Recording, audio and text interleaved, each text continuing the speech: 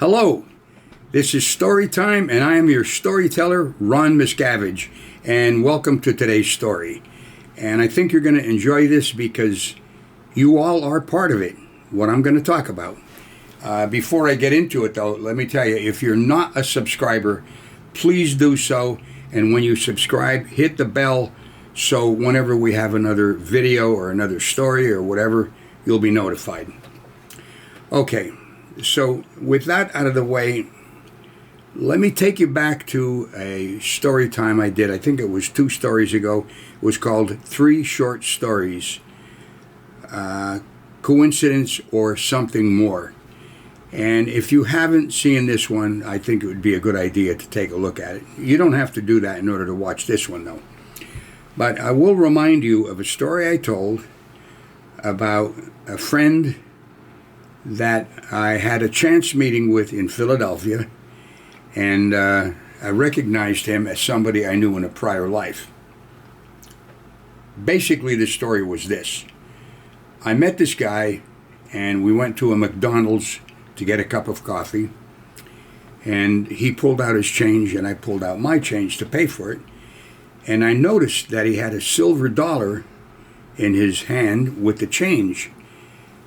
I also had a silver dollar on my money clip, and I said to him without hesitating, "What's the date on that silver dollar?" He told me the date. I showed him mine, and it was exactly the same date. I said, "Charlie, the last time we were together in a prior life, we made an agreement. The way we would know each other is to have an unusual coin of the day with the same date on it. Great seeing you again." Now, he said, "Oh, no. But he believed me, though.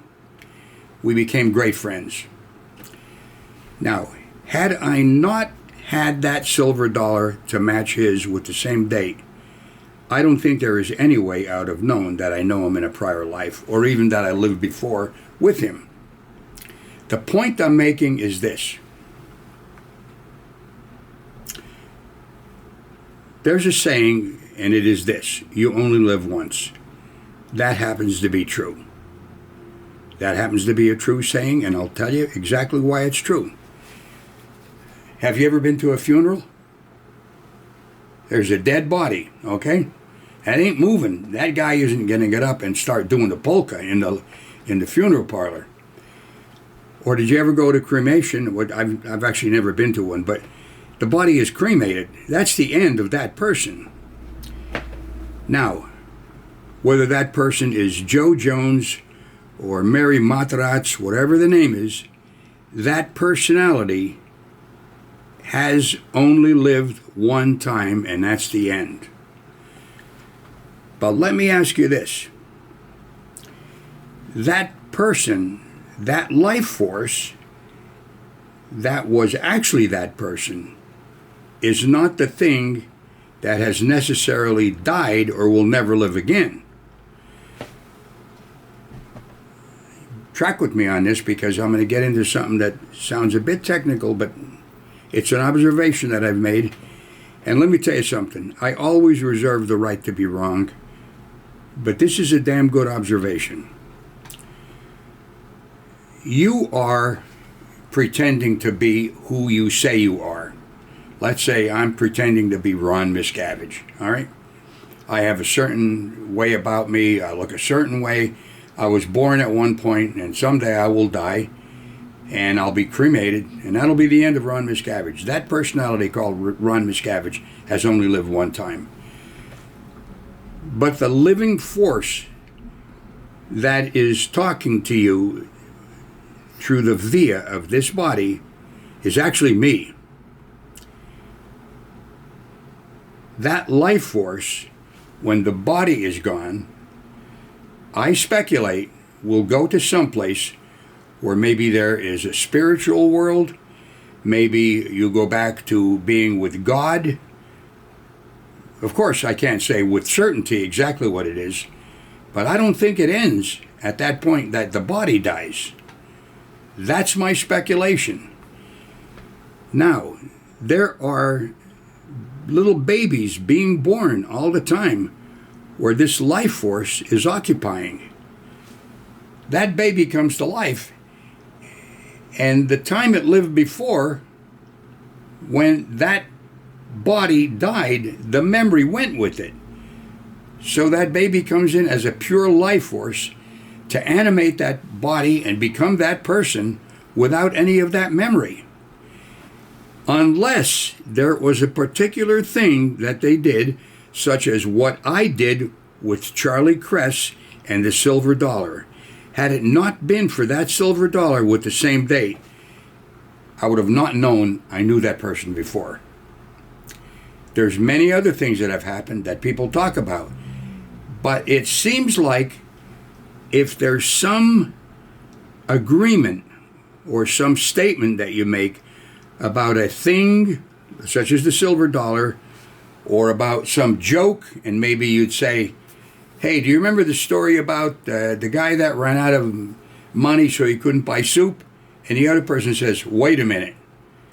I only know that because I heard about it priorly in a prior life. I don't know if you're getting the point, but give it some thought.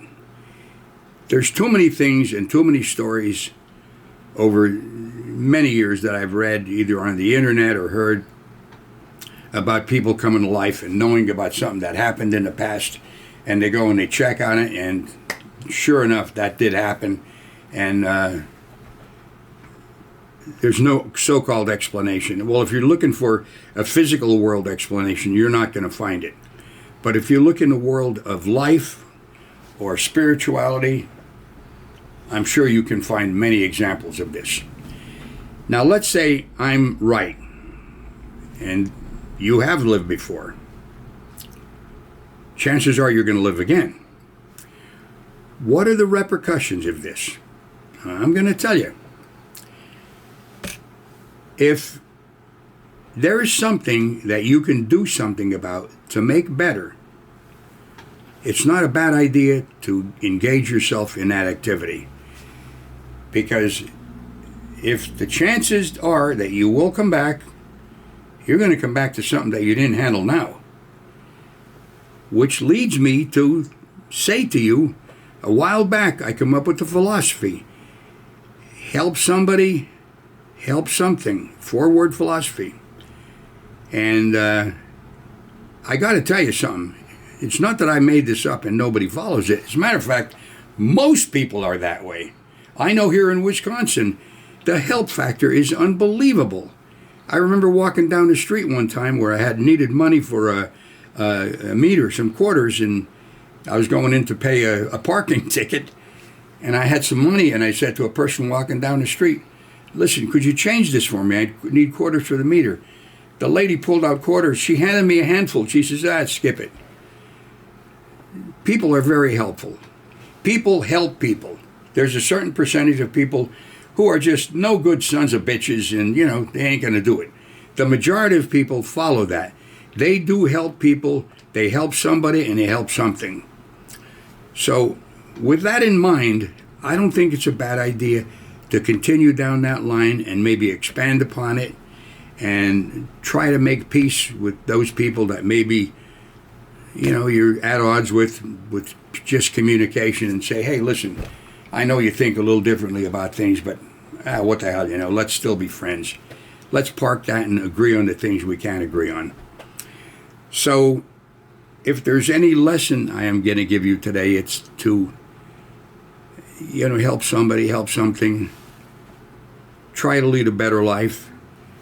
Just on that extreme possibility, which I think is more than extreme possibility, I think I'm right. Hey, I always reserve the right to be wrong. On this point, I think I'm right. I think it comes back to bite you in the butt if you don't do something about things now. That's what I wanted to talk about today, so there you are. And give me your thoughts on it. And listen, if you want to help out with the ongoingness of this program, you can go and to my website, therealronmiscavige.com. You can become a patron, or if you want to, you could make a one-time donation through PayPal. I would appreciate that very much. But in any case, I hope you would benefit from today's talk. I wish all of you the best of health, happiness, and God bless all of you. I'm Ron Miscavige. This has been Story Time. I will see you on the next story. Bye-bye.